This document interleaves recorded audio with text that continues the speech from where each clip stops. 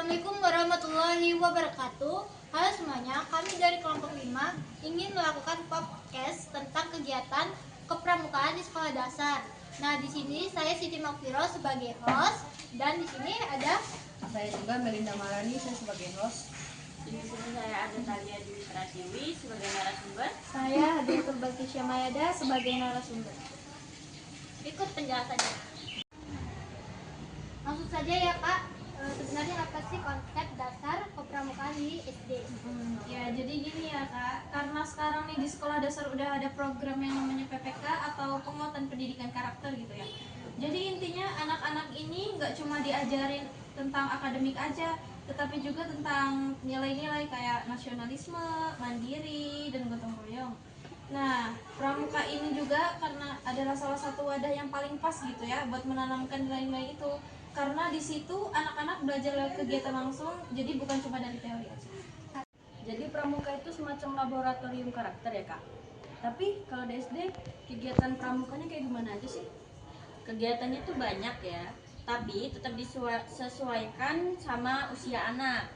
Misalnya ada baris berbaris, permainan kelompok, terus sandi morse, tali temali, sampai kegiatan sosial kayak bakti lingkungan seperti mengambilin sampah kayak gitu. Terus biasanya diadakan rutin tiap minggu dan ada juga yang dikemas dalam kegiatan persami alias perkemahan Sabtu Minggu. Anak-anak suka banget soalnya seru dan belajar tanggung jawab. Gitu. Kalau dari sisi penyelenggaraannya gimana sih Kak? Kan setiap sekolah itu berbeda-beda. Betul banget nih Kak. Jadi sebenarnya pemerintah juga udah mengatur lewat Permendikbud nomor 63 tahun 2014 ya tentang pendidikan kepramukaan. Nah, jadi sekolah juga bisa memilih model kegiatan, bisa kayak model blok atau sekali waktu saat perkemahan. Contohnya kayak persami gitu ya, persami, perata, atau suatu perkumpulan perkemahan tingkat sekolah gitu kan ya.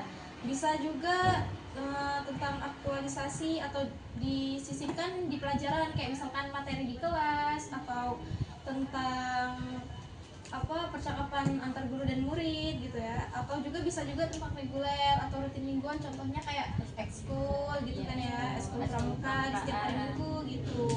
Jadi yang penting ini nilai-nilainya ini harus tetap tersampaikan. Kalau materinya sendiri, anak SD belajar apa aja sih di pramuka?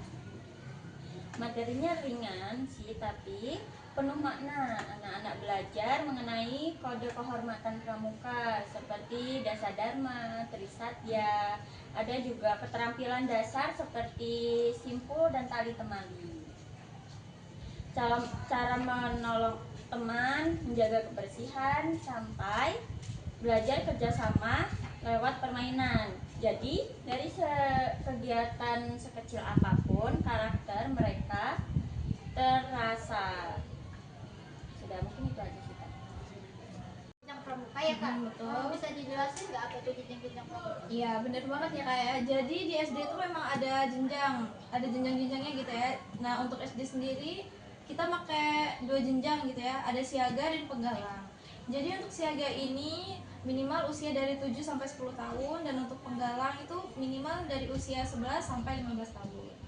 Nah kalau misalkan untuk jenjang siaga ini anak-anak diajarinnya mulai dari hal-hal dasar gitu, karena siaga ini punya moto sendiri juga, siaga itu patuh dan gembira gitu ya. Jadi karena umur mereka tuh masih labil, jadi masih kita ajarin dengan kayak permainan gitu kan. Nah sedangkan untuk penggalang ini udah mulai diajarin nih sifat-sifat tanggung jawab, karakter tanggung jawabnya itu udah mulai kita tanamkan gitu dari mereka ya. Jadi makin naik jenjang, makin banyak pengalaman juga yang membentuk karakter mereka. Banget ya. Tapi kenapa sih Kak pramuka itu wajib ada di sekolah dasar? Ya, karena pramuka melatih banyak hal yang nggak bisa diajarkan lewat buku atau teori. Anak-anak belajar disiplin, mandiri, berani, dan kerjasama. Selain itu, pramuka juga menumbuhkan rasa cinta tanah air. Jadi, memang pas buat jadi bagian dari pendidikan karakter di SD. Gitu, Mbak. Kalau dari pengalaman kakak sendiri, selama kegiatan pramuka tuh apa sih yang paling berkesan bagi kakak? Kalau misalkan pengalaman berkesan tuh pastinya banyak ya Kak ya. Tapi momen yang paling saya bikin terkesan itu ada pas waktu kegiatan persami pertama kali. Nah di situ tuh awalnya banyak nih yang takut tidur di tenda. Tapi malamnya mereka malah semangat masak bareng, terus jaga api unggun bareng.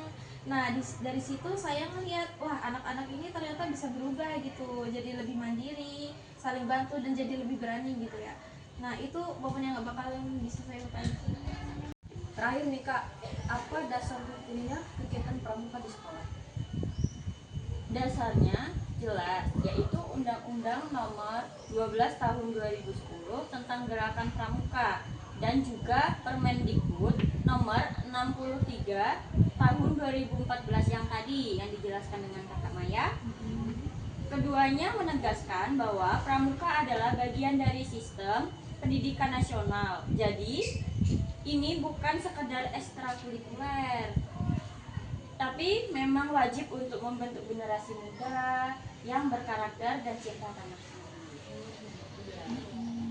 Luar biasa ya, jadi intinya lewat pramuka anak-anak belajar bukan cuma teori, tapi juga pengalaman hidup yang membentuk karakter. Terima kasih banyak ya Kak atas obrolan hari ini. Ya sama-sama.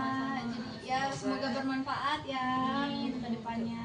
Ya, dan untuk orang tua dan guru sadar betapa pentingnya pramuka untuk membentuk karakter anak di Terima rumah. kasih ya Kak. Ya. Nah, mungkin itu percakapan kami semua tentang kegiatan pramuka di SD. Kami akhiri. Wabillahi taufiq wal hidayah. Wassalamualaikum warahmatullahi wabarakatuh.